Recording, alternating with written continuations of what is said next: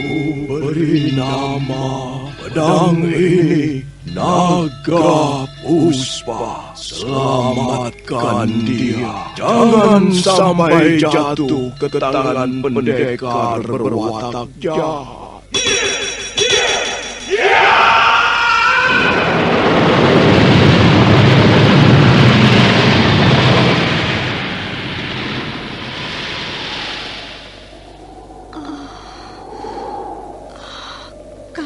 Kamandanu, kau masih juga tidak percaya bahwa aku mencintaimu. Mesin, maafkan aku, Mesin. Mesin, Mesin.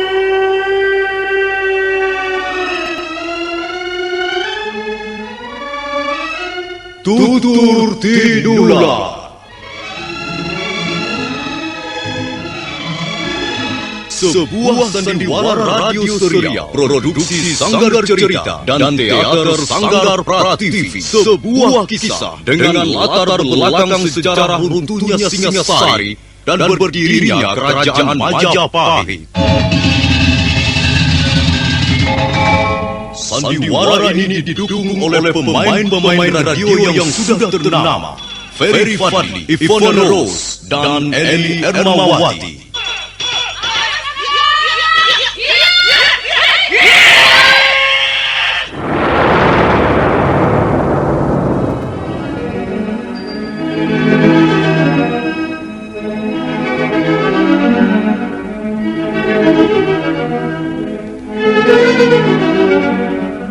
Cerita ini ditulis dan disusun oleh S. Tija. Teknik dan montase dikerjakan oleh Rudi Dinamon dan Joko SP. Sutradara Y. Rudi Wartono. Kali ini mengenangkan episode ketiga dengan judul Daun-Daun Bersemi Lagi.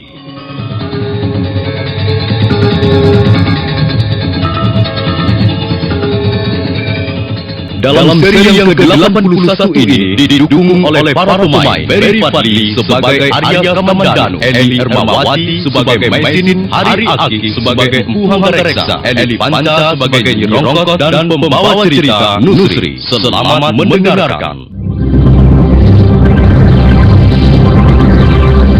Empu Hanggareksa merentangkan gulungan daun rontal di atas meja berukir. Arya Kamandanu mengamati gambar dua orang asing yang terpampang di dalam lembaran daun rontal. Kemudian wajahnya menunduk. Bukankah gambar ini gambar wanita yang kau bawa kemari itu, lihat saja wajahnya, matanya, dan gunting rambutnya. Juga perhatikan pakaiannya. Iya, memang benar Ayahanda. Ini adalah gambar Mesin, wanita yang saya bawa ke rumah ini. Dan ini gambar Rosisan, suaminya. Dia pasti akan mengundang masalah yang rumit. Sebenarnya dia tidak mempunyai masalah apa-apa, Ayahanda. Bagaimana kau bisa berkata begitu, Le? Jelas dia itu buron pemerintah. Tentu saja dia mempunyai masalah. Tapi sebenarnya dia tidak bersalah apa-apa. Kalau dia menjadi pelarian, itu hanya karena sekelompok orang yang tidak menyukai mereka. Kamandanu, pemerintah Kediri sekarang ini jauh berbeda dengan pemerintah Singasari. Pemerintah Kediri adalah pemerintah yang ketakutan. Pemerintah yang tidak yakin akan tugasnya mengabdi kepada masyarakat. Jaya Katwang telah merebut kekuasaan dan memaksa Prabu Kertanegara turun tahta dengan segala kelicikannya. Karena itu, sekarang dia merasa terus-menerus dibayang-bayangi musuh dalam selimut. Apa kau tidak pernah mendengar bagaimana sepak terjang prajurit-prajurit Kediri? Mereka menjadi buas, beringas, dan brutal. Main tangkap, main geledah rumah orang, main gebuk dan bunuh, bagi siapa saja yang dicurigai tanpa periksa dengan teliti, bahkan seringkali tanpa bukti. Hal itulah yang membuatku cemas, Kamandanu. Iya, saya mengerti Ayahanda. Kau pasti tahu. Dan pemerintah Kediri juga tahu bahwa aku, ayahmu ini, adalah bekas pegawai, bekas orang kepercayaan Prabu Kertanegara. Dan semenjak Prabu Kertanegara wafat dan Singasari jatuh ke tangan Jayakatwang, semuanya mendadak berubah. Aku bukan saja menjadi orang yang disingkirkan, tapi juga dicurigai.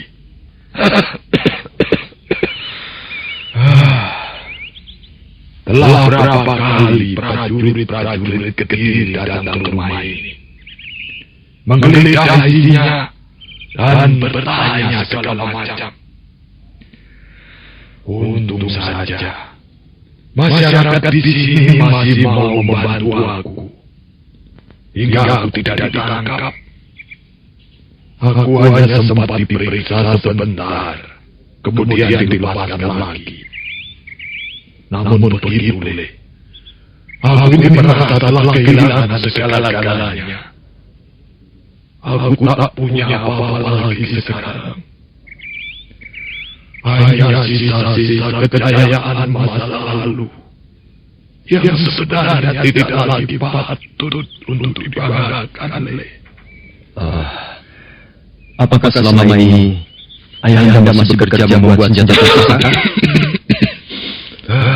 Tidak. Aku sudah menghentikan kegiatanku. Bahkan senjata pusaka simpananku sebagian sudah dirampas prajurit-prajurit Kediri sewaktu mereka menggeledah rumah ini. Sekarang hanya tinggal beberapa potong saja. Hanya sisa-sisa karya masa lalu yang tak patut dibicarakan, Le. Bagaimana dengan Kakang Wiripangga? Siapa? Kakang Wiripangga.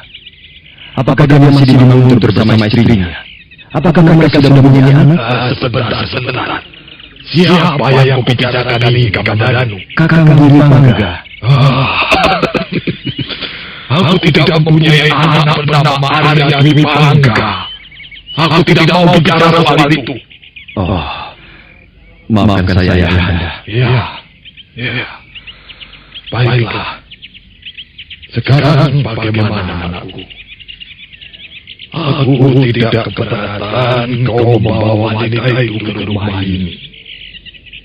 Tapi kau tahu masalah yang kita hadapi, kan? Ayahanda tak perlu merasa khawatir. Saya akan menjaga rahasia ini. Saya akan selalu waspada. Dan sebaiknya jangan kau biarkan dia keluar rumah. Baik, Ayahanda. Saya akan menjaganya. Mungkin ada masalah antara Ayahanda dan Kakang Wiripangga. Ayahanda tidak mau menjelaskan ketika saya bertanya soal itu. Bahkan beliau tidak mau mendengar Kakang Wiripangga disebut-sebut. Mungkin beliau tahu apa sebabnya. Iya, mungkin Ayahanda merasa kesal ketika Ayahanda dibawa dan diperiksa oleh prajurit-prajurit Kediri. Angger Wiripangga sama sekali tidak mau tahu, bahkan menengok atau menjemput pun tidak. Kalau begitu Kakang Wiripangga memang keterlaluan. Seharusnya dia bisa membesarkan hati Ayahanda dan bukan justru membuat beliau kecewa. Ya, itulah Ger. Ayahanda menjadi sedih.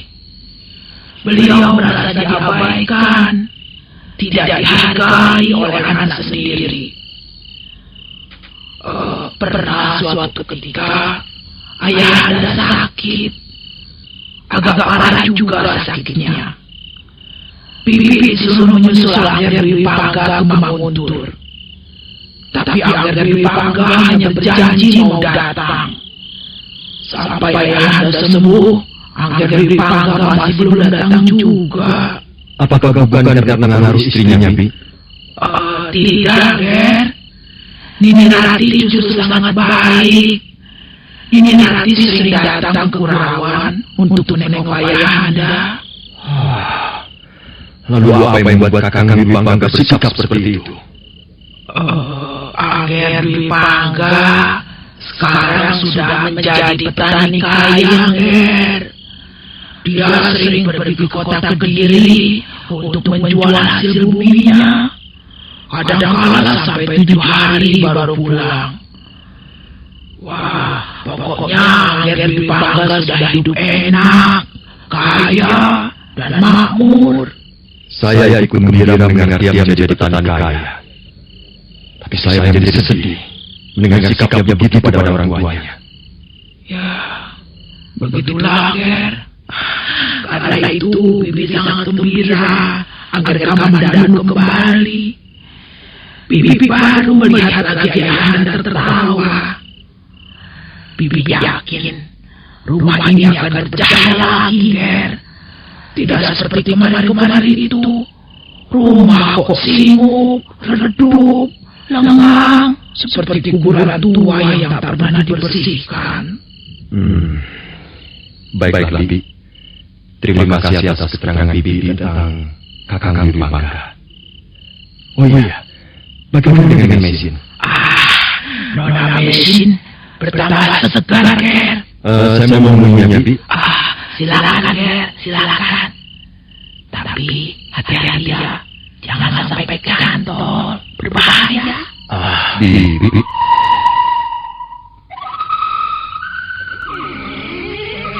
Mesin. Tuan, Mengapa kau masih memanggil Tuan? Jangan memanggil Tuan. Aku bukan Tuan dan kau bukan pelayanku.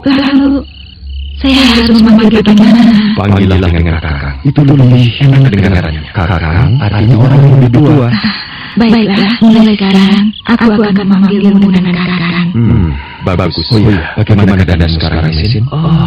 Kau pantas sekali mengenakan pakaian adat daerah kami.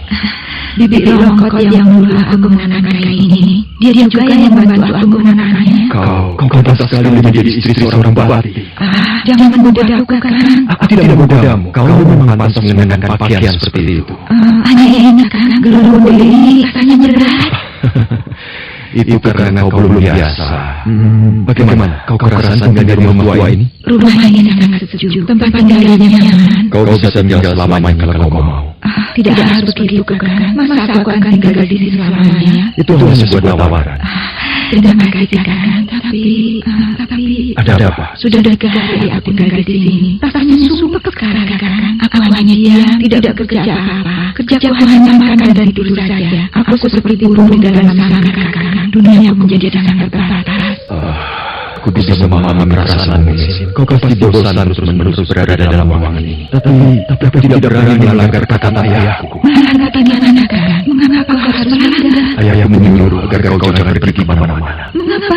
Seringkali prajurit-prajurit Kediri singgah di desa Kurawan. Ayahku tetap merendahkan menggogokmu di sini.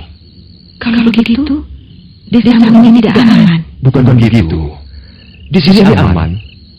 Hanya kita harus selalu berhati-hati. Tapi sampai kapan aku harus mengurung diri di ruangan ini? Sudah.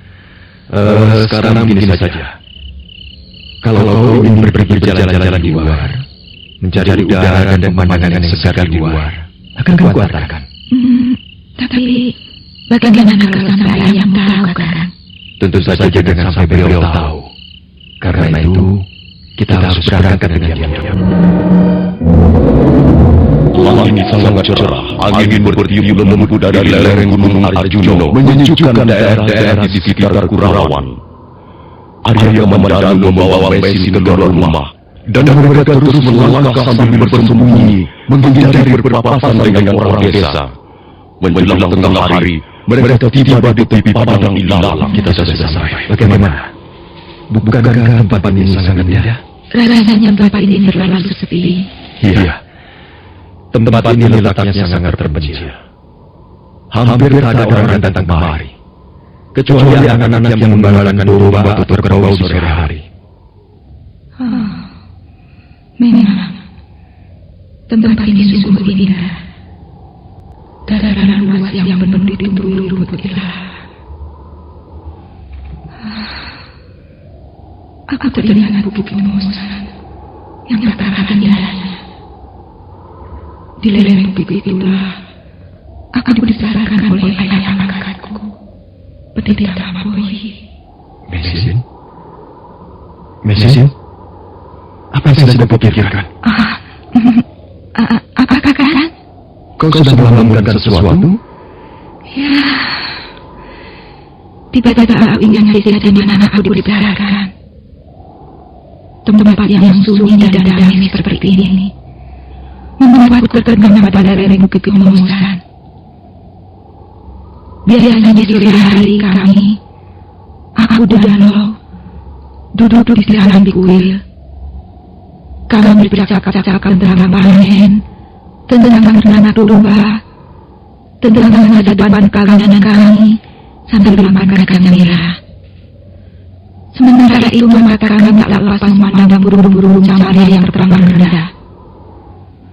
Kadang-kadang saya mereka menyentuh puncak gulungan ombak yang mendur bersama hari tiada henti. Dia masih tak bisa melupakan masa lalunya bersama suaminya. Agaknya bukit-bukit kenangan itu begitu indah dan menyenangkan. Kakang, apakah kau juga mempunyai tempat yang banyak menyimpan kenangan indah? Tidak. Aku tidak mempunyai kenangan apa-apa. Kau selalu membanggakan tempat ini, tapi pada bulan ini, kau selalu membujukku agar aku mendatangkan tempat ini. Sebenarnya kira kau menyimpan seberkas kenangan indah di sini. Tidak. Tempat ini memang indah, tapi aku tidak menemukan apa-apa di sini. Aku senang pergi kemari karena ingin menikmati keindahannya saja. Ada apa, Mesin? Entah. Tiba-tiba aku teringat Lo. Aku teringat semua kebaikannya dan semua yang pernah diberikannya dengan tulus padaku. Suamimu memang seorang laki-laki yang baik. Kau pantas mengenangnya. Tapi jangan hal itu sampai mengganggu masa depanmu. Masa depan? Apakah aku masih mempunyai masa depan? Karena kita masih diberi kesempatan untuk hidup hari ini, maka tentu saja kita masih mempunyai masa depan. Tidak, Kakang. Bagiku, masa depanku sudah ikut terkubur bersama Lo. Masa depan sudah lenyap bersama kematian suamiku. Itu tidak benar. Sudahlah, Kakang. Aku tak mau bicara lagi soal itu. Ya, kita bicara soal lain saja. Atau kau mau jalan-jalan menghindari panen lalang ini? Ayolah, tapi jangan terlalu cepat jalannya. Aku lelah. Aku tidak tahu apa sebenarnya yang diinginkan anak itu. Maksudku kepada Danu itu. Apa yang diinginkannya? Ada hubungan apa dia dengan wanita asing itu? Apakah Angel Kamandanu belum menjelaskannya pada Gusti? Sudah, tapi aku belum percaya keterangannya. Aku ini tetap curiga bahwa di antara mereka pasti ada apa-apanya. Lalu, bagaimana menurut pendapatmu? Ya, nampaknya memang begitu, Gusti. Sepertinya kalau hamba perhatikan, Angel Kamandanu mempunyai perhatian khusus pada Dana Mesin. Itulah yang aku tidak suka. Mengapa, Gusti? Bukankah hal itu sudah biasa? Aku ini tidak melarang Kamandanu menyukai wanita, tapi mulia jangan dia. Apakah mereka kurang serasi menurut Gusti? Dia itu kan wanita asing, Tobi. Dia buron pemerintah Kediri. Sedang dia tinggal di sini saja, sebenarnya aku sudah keberatan. Apalagi dia pacaran dengan anakku. Hal itu nantinya pasti akan mengundang masalah yang gawat. Ya, hamba tidak bisa bicara apa-apa, Gusti. Walaupun sebenarnya hamba kasihan sekali melihat Angger Kamandanu. Kau kasihani. Apalagi aku orang tuanya. Justru karena itu, kita harus bertindak tegas. Pokoknya, harus dicari cara agar hubungan mereka itu terputus. Kita istirahat dulu, kau nampak lelah sekali. Jalan setapak ini, kalau terus menuju ke mana, Kakang? Kalau terus, kita bisa menuju ke bekas rumah tinggal Paman Ranubaya. Oh iya, coba, aku ingin melihat pedang naga puspa itu.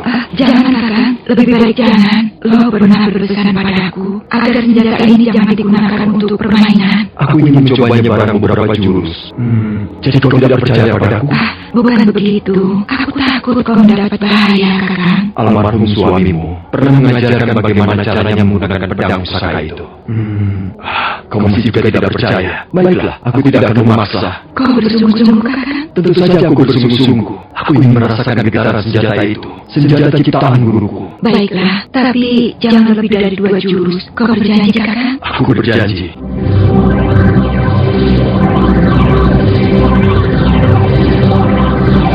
Mesin lalu memberikan pedang naga puspa kepada Arya Kamandanu. Arya Kamandanu menimang-nimang sejenak senjata pusaka itu, sementara Mesin melangkah menjauh.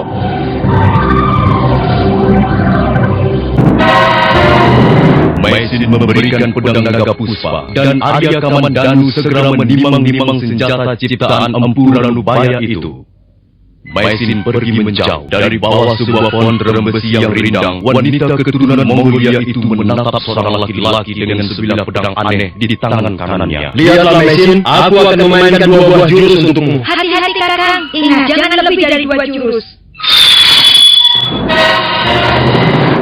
Kini pedang ajaib itu sudah keluar dari sarungnya, dan Arya Kamandanu berdiri bagaikan sebuah tonggak kayu ratusan tahun umurnya.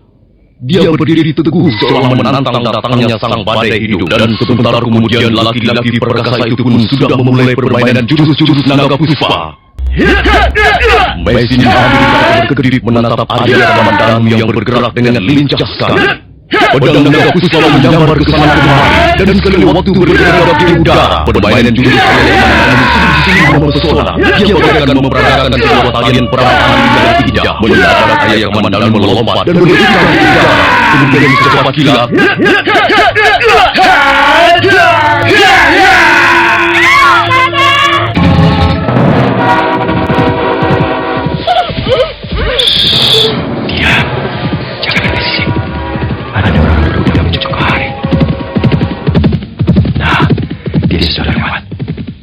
Untung aku segera melihatnya dari kejauhan.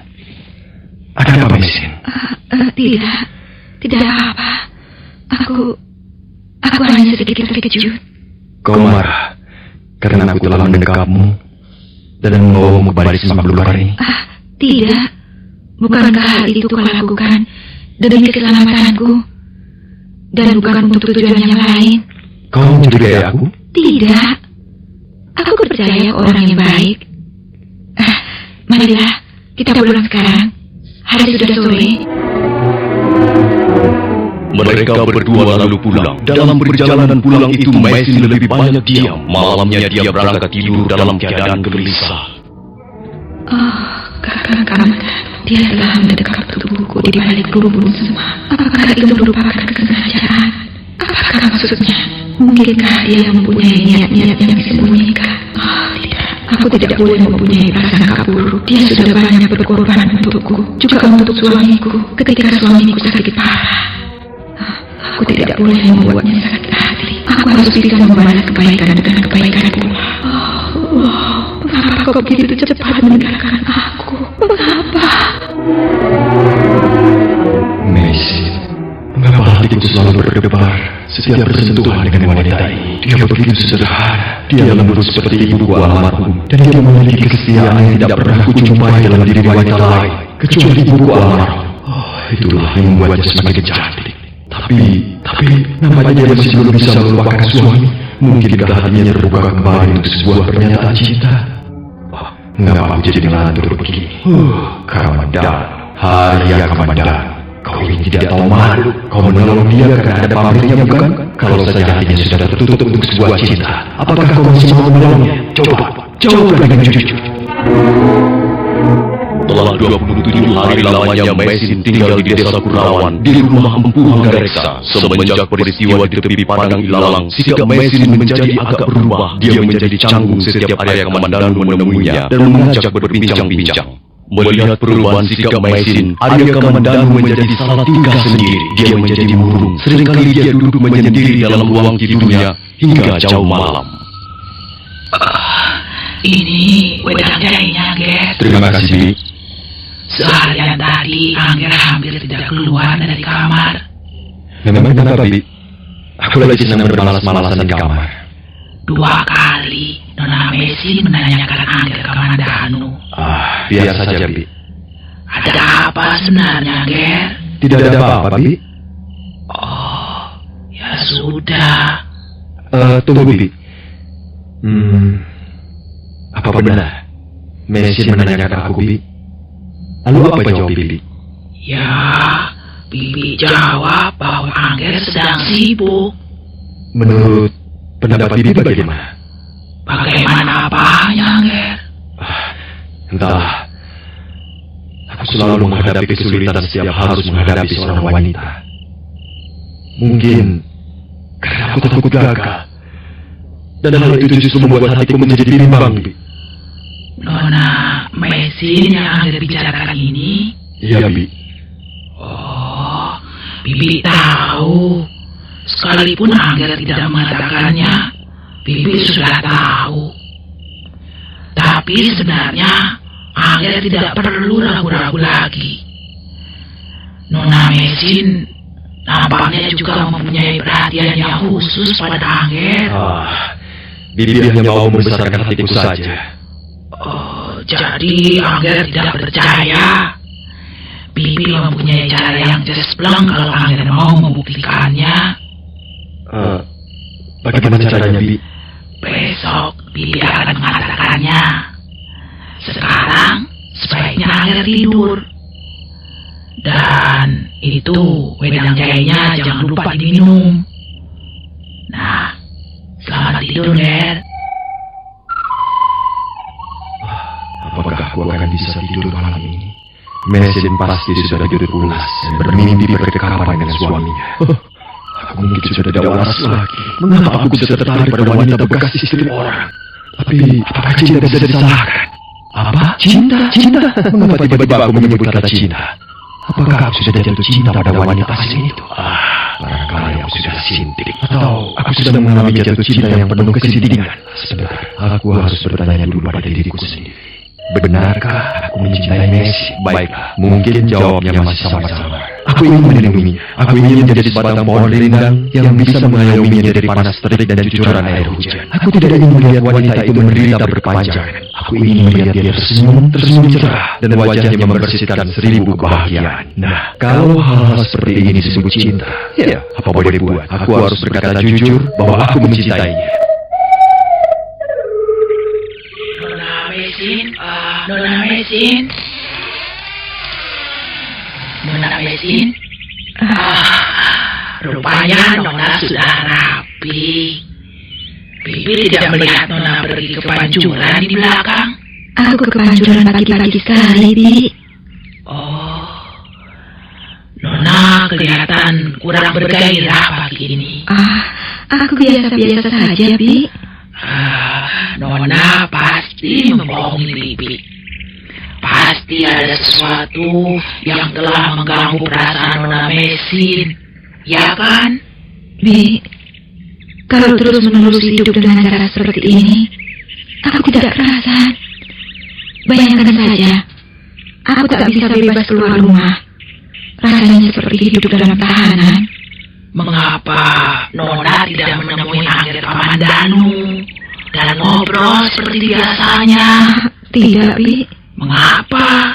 Aku rasa Kakang Kamandanu sengaja menghindari aku.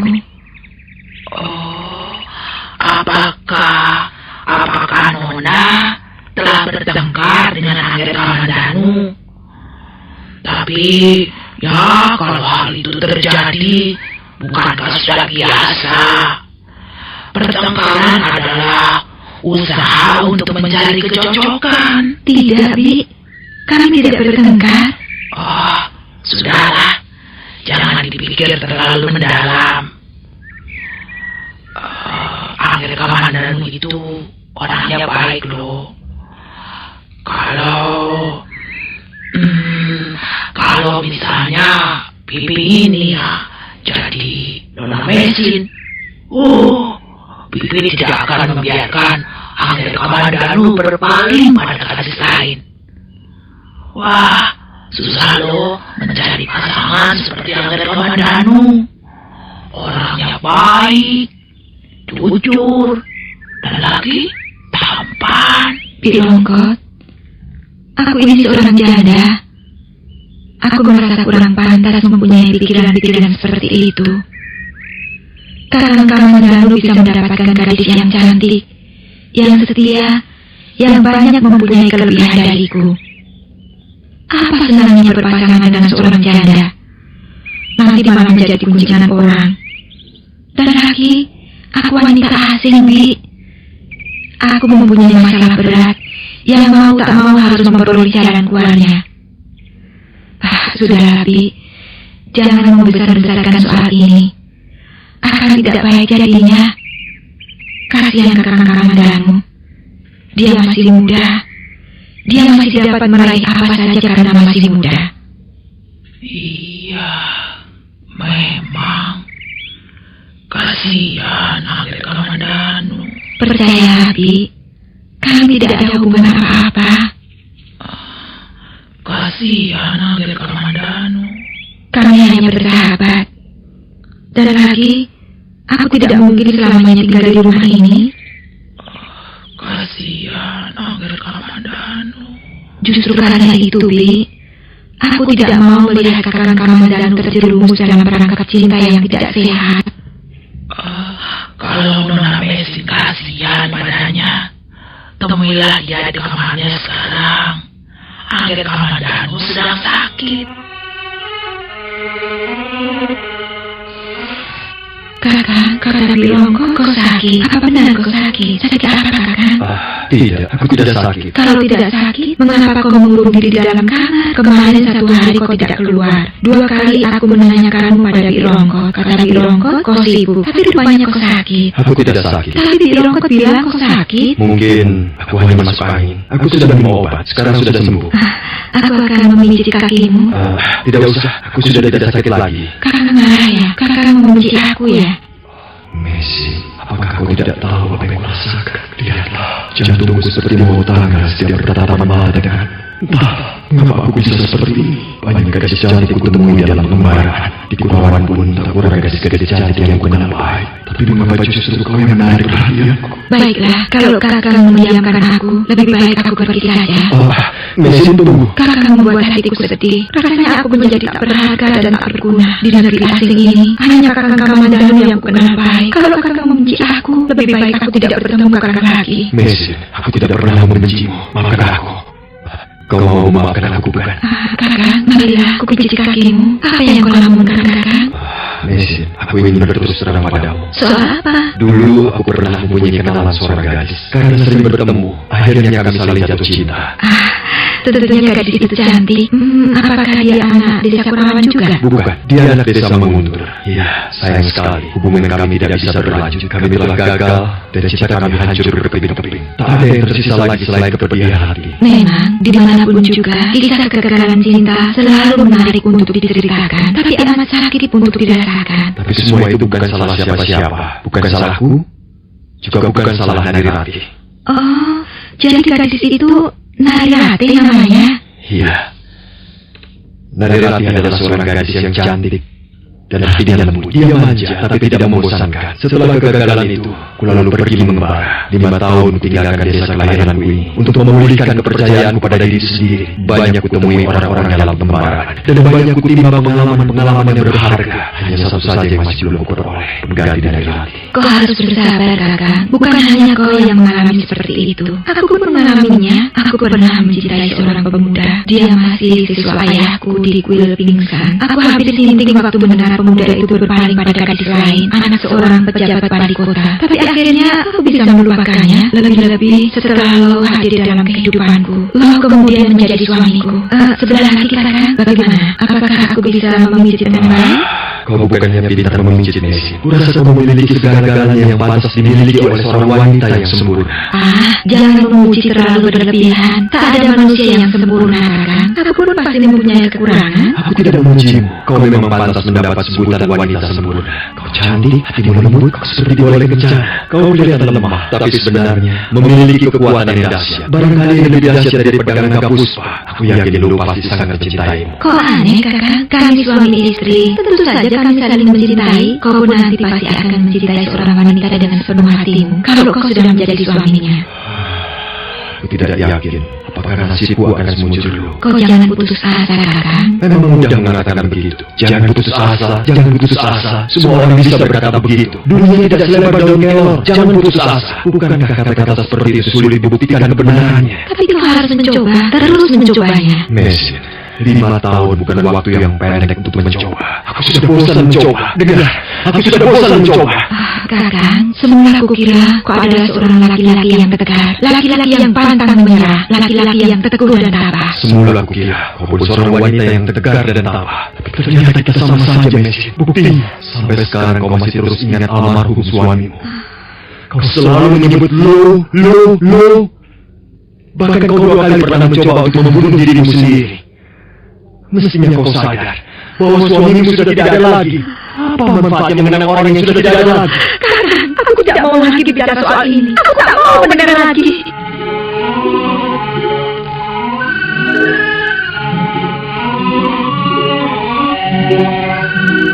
Maisin setengah menjerit ketika mengucapkan kata-katanya. Air matanya segera meluncur turun membasahi pipinya yang putih bersih. Arya Kamandanu terkejut. Tiba-tiba dia merasa sangat menyesal. Nah, para pendengar sekalian, bagaimana kisah selanjutnya? Apakah yang akan terjadi di antara mereka berdua? Silakan mengikuti seri berikutnya. Sampai jumpa.